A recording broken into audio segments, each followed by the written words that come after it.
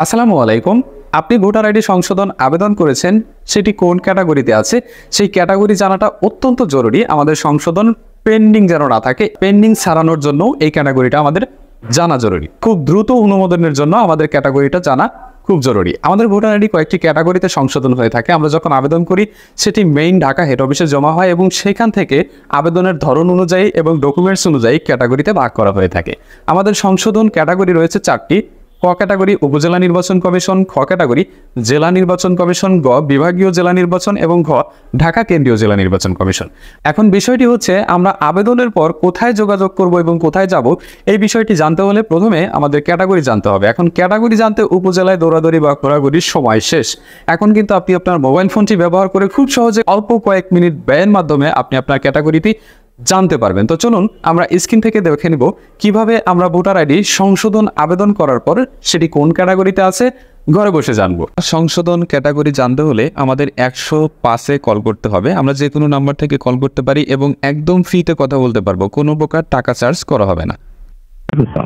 Voter নিবন্ধন বা নতুন জাতীয় পরিচয়পত্র প্রাপ্তি সংক্রান্ত তথ্যের জন্য এক চাপুন। ইতোমধ্যে যারা নিবন্ধিত হয়েছেন কিন্তু এখনো জাতীয় পরিচয়পত্র পাননি তারা 2 চাপুন। আমাদের প্রতিনিধির সাথে কথা বলতে চাইলে 9 চাপুন। সম্মানিত গ্রাহক, এই মুহূর্তে আমাদের সকল প্রতিনিধি ব্যস্ত রয়েছেন, অনুগ্রহপূর্বক অপেক্ষা করুন। আপনার কলটি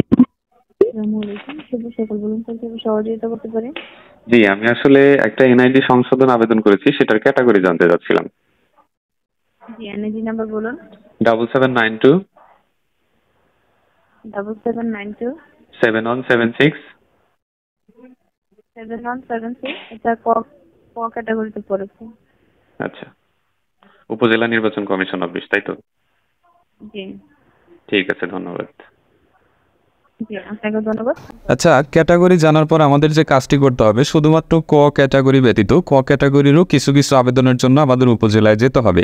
অর্থাৎ আমরা ক্যাটাগরি জানার পর শুধুমাত্র ক ক্যাটাগরি ব্যতীত যদি খ গ ঘতে পড়ে তাহলে অবশ্যই আমরা যেই কাগজগুলো দিয়ে আবেদন করেছি সেই কাগজগুলো সহ এবং আবেদন কপিটি সহ আমরা সেই অফিসে যাব। অর্থাৎ খ হলে জেলা, গ হলে বিভাগীয়, ঘ হলে ঢাকাতে অবশ্যই আমরা সাক্ষাতের জন্য যাব এবং সাক্ষাতের সময়, দিন, এই জিনিসটি আমরা আমাদের উপজেলা নির্বাচন কমিশন থেকে জেনে নিব। আর ক ক্যাটাগরিতে হলে যাওয়ার দরকার নেই।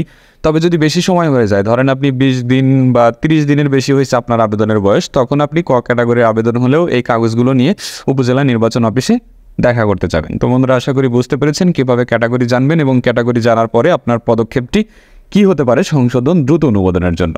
ভিডিওটি ভালো লাগলে অবশ্যই লাইক দিবেন। কোনো কিছু জানার, বলার বা কোনো মন্তব্য থাকলে অবশ্যই কমেন্ট বক্সে কমেন্ট করে জানিয়ে দেবেন। চ্যানেলে নতুন হলে সাবস্ক্রাইব করে সঙ্গেই থাকবেন।